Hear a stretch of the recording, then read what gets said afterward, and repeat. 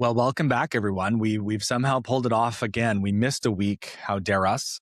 But that typically means that we are busy, which is a good problem in our industry. And that hopefully when we are busy, it means a good thing for the market. We'll find out. We'll be talking about that today. But this is kind of a multi-week recap episode. Obviously, the federal budget announcement and economic update was yesterday. Or actually, I guess it wasn't the budget announcement. It was more just the economic update. Yeah, it was a couple of days. I think we're at a couple of days ago now, but anyways. Well, yeah, actually, sorry, that was a couple days ago, but what was yesterday was a Bank of Canada update. So it's been a pretty busy last couple of weeks. So definitely wanted to get a episode out for you guys to follow along and listen. We'll be recapping a bunch of stuff, for lack of a better way to put it. So it'll be an action-packed episode, and thanks for joining us. As always, this podcast is for informational purposes only. It does not constitute any legal, tax, investment, financial, or any other advice. It's not intended to cause or induce breach of any existing agency agreement. And let's get into the meat of the episode. Going to start before we get into all the new stuff, and just like a general market recap, things we're seeing, things we're experiencing. I'll be talking about that on the real estate side. Cole, jump into that on the kind of rate people navigating things side as well. I'm very, very interested to see what happens in our next stats package. And we'll obviously be getting that as it's the end of April that we are recording. We'll be getting that over the next probably week. We might even have it by tomorrow, but most likely that'll be our Monday episode that comes out, or the following Monday, depending on when the stats get released. It feels like activity is definitely up. We're seeing more showings. Typically, more sales means that people are now in a position to go buy something else. So that's good. I'm noticing this personally, even on some of my listings that I'm carrying right now.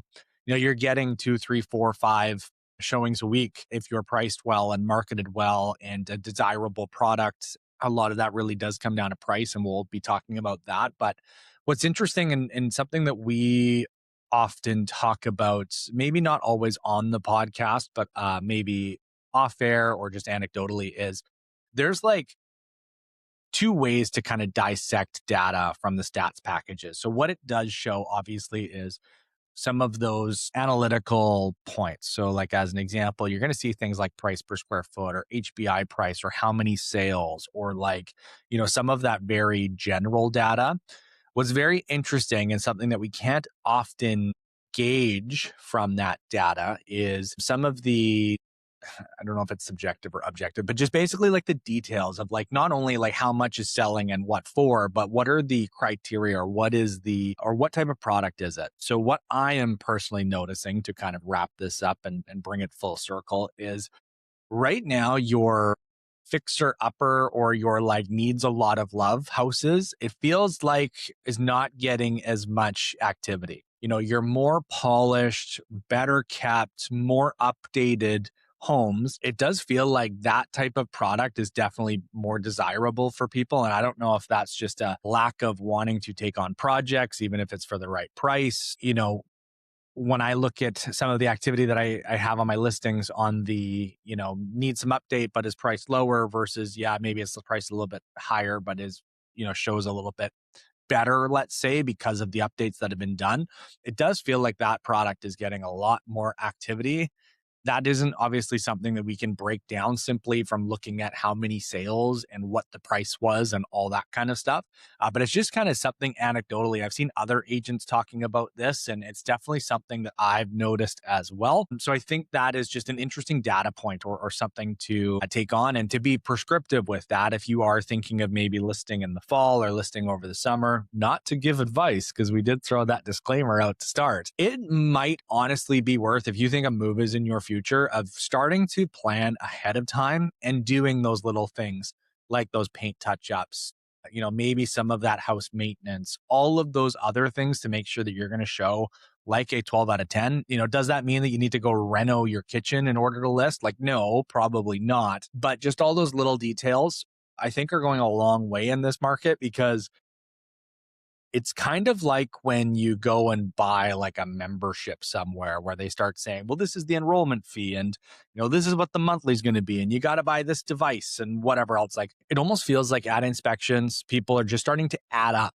all of those numbers. And it's like, it's almost overwhelming sometimes, because it's like, oh, well, it's a little bit of money here and a little bit of money there. And then they look at what they're spending, and all of that kind of adds up. I think it's just a very mindful market to make sure that you're positioned well, showing well, do all that maintenance, do those touch ups, make sure you're handing over and really showcasing a product's potential. Um, as opposed to, those fixer upper places. It just feels like people aren't really wanting or willing to take that stuff on right now. Might be wrong. Other people might be experiencing different things, but that's just kind of anecdotally what I have experienced over the last month or so, couple weeks for sure. Yeah, cool. How about yourself? Yeah, no, that's an interesting insight. I think there's probably something to be said about that. Are people less willing to do the work, like you said? Are people wanting something that's more turnkey and ready to move into? Is that because pricing has come down and people are now at a place where they're like, hey, maybe let's say 2 years ago, I could only afforded the place that would have been a fixer upper, whereas now I can afford something that doesn't maybe need as much work. Is that part of it? Are we seeing, because people don't want to try to flip homes? Like, are we seeing something with that? I mean, it's very interesting to say. We can obviously speculate all day, but it's a good thing to note, I would say. But let's talk about rates on my end here. So, Bank of Canada announcement yesterday. No surprises really. Nothing happened. They remained steady. I think one of the bigger surprises of yesterday's announcement was that it sounds like rate cuts are more or less off the table for the time being, and actually rate increases are more likely to happen sooner rather than later, which scares some people. And the reason for that is because gas prices are causing inflation to ramp up again. And when inflation ramps up, there's now some concern that inflation will continue to ramp up. And one way they can try to pump the brakes on that is actually to make it harder to borrow money, because they don't want people to borrow money and cause more inflation essentially. So it's kind of not good news in that sense. Not only are you seeing higher gas prices as well as just higher cost of everything, we're also potentially going to see higher lending rates, at least on the variable side, and unfortunately probably on the fixed side as well, because the bond market reacted to the, I guess, to the sentiment, or more so to what was said yesterday. And it's very likely we might see fixed rates jump up a little bit. So not good news on that front, but we're not here to always bring good news, Austin. Sometimes we just got to break it down and tell it how it is. But I thought gas prices didn't contribute to inflation. Or are we going to save that for another episode? Yeah, we'll break that down another time. I mean, the wild thing about gas prices is it feels like there's just so much uncertainty. One day it's this price, next day it's another price. You hear, oh, we're going to scratch the 10 cents per liter. I forget exactly what it's for. And then all of a sudden the price doesn't change. I'm like, okay, well then how did we take 10 cents off the price if the price doesn't change? What is that? Well, and then there was, I saw somebody posting something about like a gas blend or something like that. I'm not as familiar with like the details of it. Maybe that can be our next episode. We can get somebody on to explain that to us. But anyway, let's, very, very well said as always. Let's hop into our next topic here, Cole. What do you want to hop into? Yeah, for sure. So the focus more so of this episode was there was a spring economic update is what they call it at the federal level. So at the Mark Carney level, if you will. And as part of that update, there's a number of different things included in that, but we're going to focus on the ones that we feel apply more to real estate specifically. So the first one is changes to the home buyers plan. The major change is that they're allowing a longer time period before you have to start making repayments. So in the past, what it was is you can take money out of your RRSP as a first-time home buyer. You don't have to pay tax on that money, which is not typical, because typically that would be considered income. You can take up to $60,000 per borrower, so up to $120,000. But the trick was after 2 years, you'd have to start making repayments, and you had 15 years to pay it back. So for a lot of first-time home buyers, it's like, hey, I'm 2 years into my mortgage, and now I have to basically make an extra payment that's going to be added onto my living costs just so I can pay that money back, or I'm going to start realizing that as income, and therefore I'm going to have to start paying tax on that. That seems problematic. Absolutely. And this was something that actually was put into place back as part of, they call it Budget 2024, where they moved it from 2 to 5 years, but they've extended it now to go back to go as far as 2028. Basically, any withdrawals from January 1st to 2022 all the way up to the end of 2028, so a full 6 years, will get will be treated this way. So you'll have 5 years before you have to start making repayments to your first time, or sorry, to your RRSP that you used for the home buyers plan. And honestly, Austin, the only other really thing I want to say about this is that the home buyers plan is good, but it's much better to use the first home savings account if you can, and then Hmm. use extra money if you need to out of your RRSP under the home buyers plan.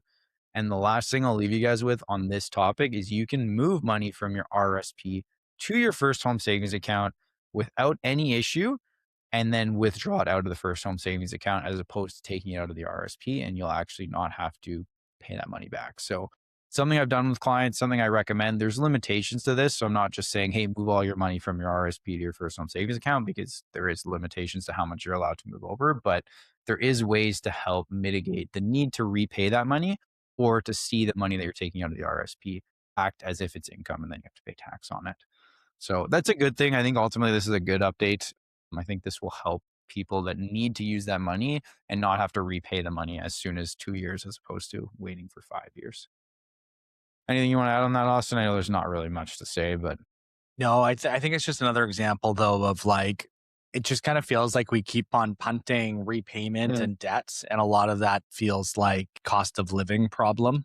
We've for talked sure. obviously. Have we talked about this on an episode or two? Just a Maybe. couple. Yeah, it might have come up. But I mean, good intention. It just feels like it just continues to feel like it's hinting at a larger problem that we continue to deal with. And obviously, we talk about cost of living in Fraser Valley and BC in the greater Vancouver area because that is where we are. And yeah, it's definitely more affordable to live in other places in Canada, but it definitely feels like it's hitting, or it's more, this type of stuff is more of an impact or more of a problem, let's say, in BC and the lower mainland compared to other areas. So just wanted to maybe add that. For sure. And I mean, an alternative might be, let's increase the amount that you can put in a first home savings account. Let's find ways to get that money out and not have to repay that money because it's in an RSP. Now, there's Yeah. obviously implications to that, but as a first time home buyer specifically, it'd be nice to see an easier way for those buyers to access the money that they already have saved without any need for repayment at all. Well, and I think too, piggybacking off of that, like, yeah, increasing the amount that is allowed in those accounts, like, yeah, in theory, that's great. But also people saving that much is also like half the True. problem. You know what I mean? For sure. So yeah, anyway, we'll maybe just leave that there because Yeah, we have for a couple sure. other And topics you that we want let to. I'm not gonna totally leave that there, and here's why. So the reason I say that, Austin, is because I would like to see that, because then if you have the money in the RSP, you can move it to the first home savings account and then take it out. That's where I would like to see that additional room. Hmm. But that's not the case for everybody. Like you said, savings is already challenging enough. But anyways, let's jump into the next one here. Proposing changes to mortgage insurance really quickly, guys. Mortgage insurance is used when you're buying a home with less than 20% down. You don't have to be a first time home buyer to use mortgage insurance. It's just a requirement if you're making a purchase with less than 20% down. So these changes they actually have to do with multi-unit developments, not just single family homes. So they're looking to expand mortgage insurance to cover 5 to 8 unit residential properties. This is interesting because we're starting to see more of these smaller scale multi-unit buildings coming up, and this allows a developer or whoever's building this residential structure to ultimately put less than 20% down, have insurance be put in place so that they can ultimately build what they're looking to build, and then sell those units as if they would, or keep them assuming they wanted to be a landlord or whatever. But and then they're also looking to add more flexibility to 3 and 4 unit builds, which Austin, I'll get you to speak on this. Why might they be doing that? What's the magic? What's that magic 3 to 4 number? Why do you think they're doing that? 3, 2, 4. Sorry, I'm not trying to make this a trick question. Is that because of the triplexes and fourplexes that have been changed for Yeah, exactly. zoning? The zoning changes, right? They're trying to make it a little bit easier in those areas. Now, there's some, again, Austin, I'll let you to speak to this, but there's definitely some mixed feelings about this, because not everybody wants a bunch of single family homes and then all of a sudden a fourplex pops up in the middle.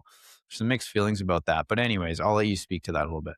Yeah, so obviously I want to be careful how I say this because there's been some zoning changes that have been done in regards to like lots in BC. I want to pull up a really interesting tweet that I saw from someone. It was Daniel Folk. I believe he's an agent in Toronto. He's very prevalent on social media with a bunch of his stuff. But he was talking about the tweet says, or Instagram post says, most people say they want affordable housing. What they usually mean is, I want my kids to be able to buy a house, but I also want my house to go up by 8% a year forever. And I definitely do not want a fourplex near me. This is the Canadian housing crisis in one sentence. So what that is alluding to, and I think it's just bang on, with the threeplexes and fourplexes. There is especially I think you see it more in like the Vancouver, Burnaby areas, like more closer to the downtown core. There is definitely a need and definitely a want for more density, more homes, more places for people to live, and condos and all of that stuff. Like those can be great, but for some people it's kind of unrealistic in some scenarios. So anyway, they're trying to increase density more than anything else. And these mortgage changes are basically helping people with that. Yeah, very well said. And one thing I will say about this is there's no definitive plan in place. This is a consultation period that they've announced, a 30-day consultation. So whether or not this will move forward is still up in the air, but it's something they're looking at and they're proposing. And ultimately, the insurers have to be on board with this too, because they're the ones taking the risk. And if they don't want to take the risk on some of these larger multi-unit buildings, they might just say, hey, no, we can't do it. So we'll see what happens with that one. It's interesting, and it ultimately might help, as Austin said, building some of those buildings that will create some more density. With density comes its own issues as well. So we'll not get into that right now, but there is always something to be said about what the impact of adding that density might be. Totally. It's just more stress on like existing infrastructure, more sewer, more water, more electricity requirements, like just all that stuff that goes to like actually service it. And then there's transportation, which we already know is an issue. So Yeah, totally. that's fun. All right, we're going to get into one that's maybe not specifically related to the real estate market, but we can definitely tie it in. So there's a push, or there's actually not more than a push, there's a commitment to training more skilled workers. So right now, Canada's facing a major shortfall of trades workers. And I don't know the full details of this. I think part of the reason is the cost of living makes it hard for trades workers in many places to actually live. And not to mention, there might be other opportunities elsewhere that are better. Everybody wants to be a real estate agent and a mortgage broker, right? Well, exactly. Everybody wants to be us. So that's the other problem. Yeah, that is sarcasm, everybody. Yeah, exactly. So right now, Canada's facing over a shortfall of over 20,000 trade workers per year. That's quite significant. It's a lot. And why this is important and why this can absolutely be tied to the real estate market is for two reasons. Number one, these are the people that are helping build these homes. And number two, more skilled workers are going to need homes to live in. So they're also going to be on the other side of it where like, hey, I'm building the homes, but I also need a place to live. So this impacts the real estate market on both ends, in my opinion. So the focus is on bringing in 80 to 100,000 new trades workers. There's a number of incentives in place. We're not going to go into those specifics, but just trying to help apprentices get their training, as well as help employers actually hire apprentices and get them trained. So really trying to get money into the pockets of the people that will help bring in more skilled workers. And again, like I said, the reason they're doing this is because they need things to be built. They need projects to finish, and we need to make it cost effective for developers to be able to actually develop. If there's if there's a shortage, you may have to pay a premium to get a certain trade or to get people available to build your development, or maybe you have to wait a certain amount of time because there is nobody available. And this ultimately affects cost. And the consumer, as Austin and I always speak about, are the ones that usually bear this cost, or the developer simply doesn't build because they can't afford to, and it's not cost effective for them. So this is a really interesting one, Austin. I think there is a lot to this, and I think that on paper it definitely seems like it's necessary. Yeah, I think this is a big dynamic. Like I think of, and it was a very long time ago. God, I sound old. Even just being in high school myself, and it was I remember they were always like, oh, are you going to like SFU or UBC or a prestigious secondary school or institution or whatever you want to call it? And trades are awesome. Like, you go get ticketed, you can work as much and as long as you want in most cases. You can start your own business, you can start side jobs, all that kind of stuff. For sure. It's a great opportunity. And I don't know if maybe just people are steering away from it because of all of this stuff in tech or social media or what, but I obviously don't have a trade.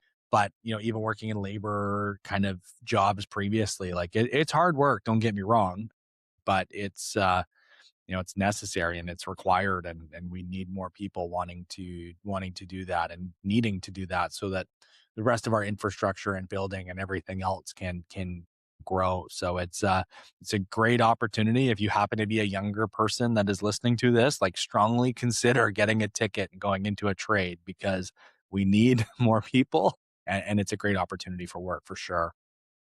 Yeah, Austin, I love that. I think there's a lot to be said about trades. You hit it right. You hit the nail right on the head there. You can be a business owner once you have a ticket. You can start working pretty quickly out of high school if you don't end up going to post secondary. You can start making really, really good money early on. And there's a lot to be said about getting a head start on earning money when it comes to getting ahead later in life. There's people that started working in trades at 19, 20 years old, and ultimately, they were able to buy a home at 25 years old because they saved up a lot of money. Maybe they lived at home while they were working, and they got in a position where they had the ability to do that. And then maybe they started their own business, or they continued to work for somebody and they had a high income.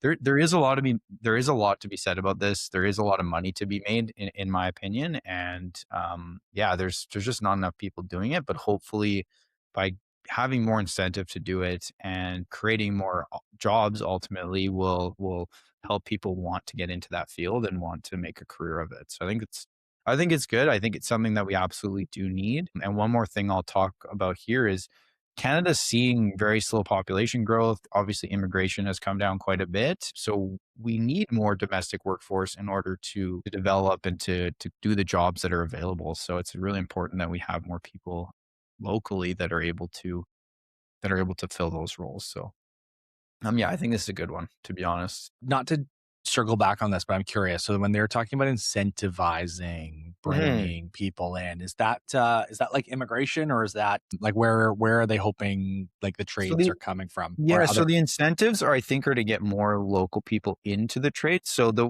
ones I have here are providing weekly support of up to $400 for apprentices while they're doing training. So obviously $400 a week is not enough to live on, but it creates a little bit of extra money while you're getting trained in order to afford some of the things that your day-to-day life are going to need to be able to survive.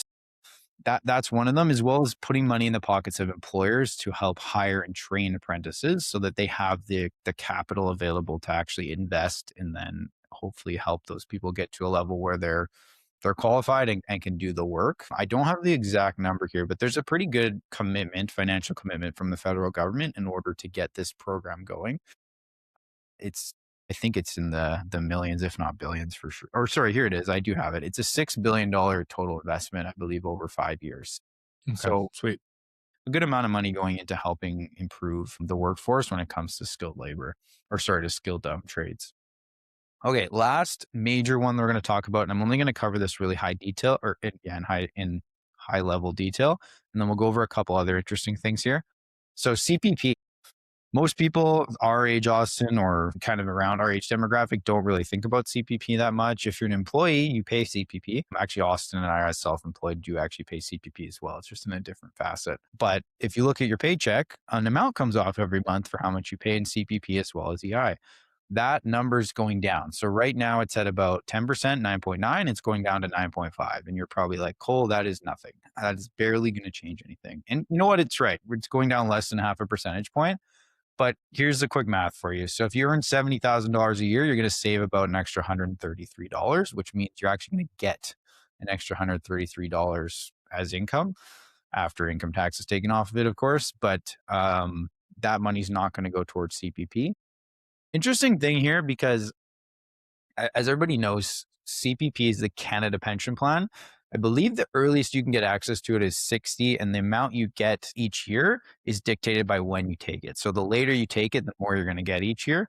Now there's arguments on when you should take it, but that's not the point of this episode. But the interesting thing, and the thing I thought about is, okay, if we're going to put less money into the CPP, is the CPP going to be available when somebody like Austin and I need it? And projections suggest that it will be fine. It will be sustainable. And obviously the money that's in that pension fund is being managed well enough that it's continuing to service the people that are using it now, as well as going to be continually available for people in the future. So let's hope that's true. CPP is not something that you should rely on as your only form of income in retirement, because it's not a significant amount, but it does help. Anybody that's been paying into it, you should absolutely take advantage of it because you've been paying into it, but it's not necessarily going to be enough for you to actually live off of. Anything you want to add there, Austin? I don't think there's much to say about that.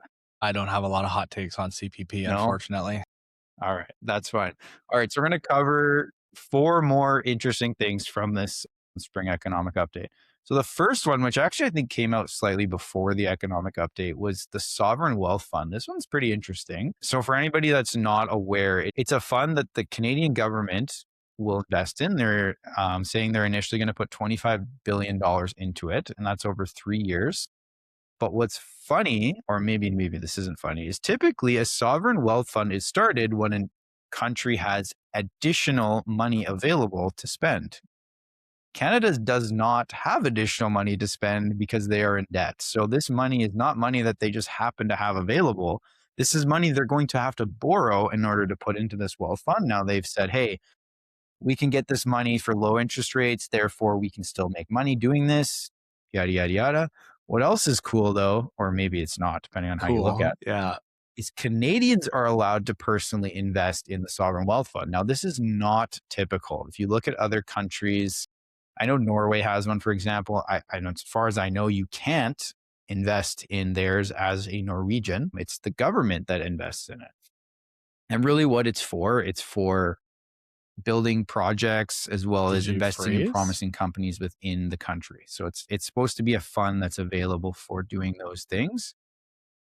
But the reality is we're basically taking up more debt to create this wealth fund. So I'm a little confused. I don't think it's a bad thing on paper. Like, I think it's like, great, we're going to have an extra fund available for when we need it. But does it make sense to do that right now is my question.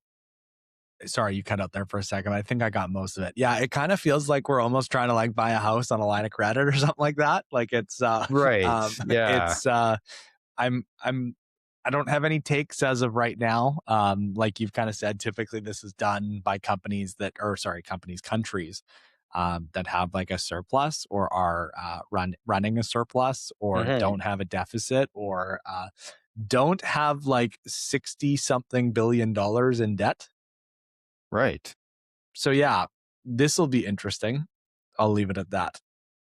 Yeah. Anyways, it's intriguing, I'll be honest, but I'm very curious to see, number one, does it actually happen? And in the future, does it actually pay off? Like, is it something that we're going to look back at and go, wow, I'm really glad that they put that money aside so that they have it to spend?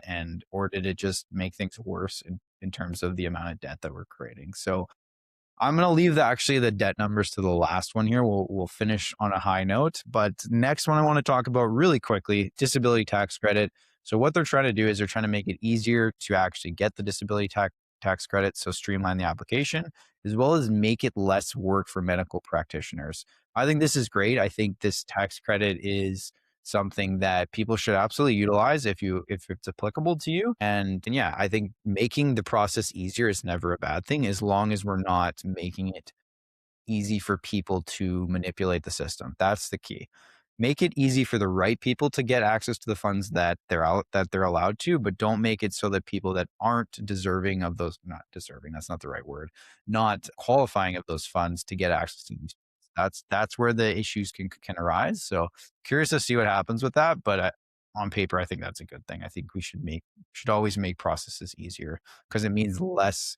In theory, it means that people on the other side of it have less work to do as well. And hopefully we don't have to spend as much money on the people that are processing these applications. So I think that's a good thing. This is a cool one, Austin. We haven't talked about sports on the podcast in probably what? Years Now? Like we used to do a little sports kind of segment. That was back in when Cody was still with us. We would talk sports a little bit more, but we can start doing post-game shows, eh? Yeah. Well, that'll be a different podcast, I think. Sports funding. This is actually kind of cool. They've pledged to put just over $750 million into what they're calling the Playground to Podium.